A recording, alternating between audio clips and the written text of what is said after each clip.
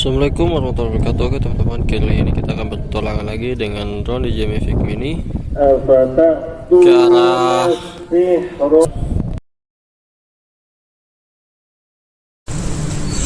Oke teman-teman, jadi ini saya setting dulu. Ayo kita drone terus. Kalau posisi angin tuh kita terbang nggak apa-apa, tapi ya harus kita aja sih.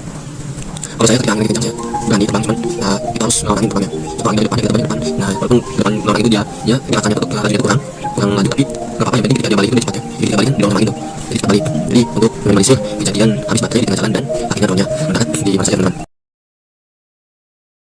Silahkan nonton video lengkapnya di Rivaldi Channel. Terima kasih.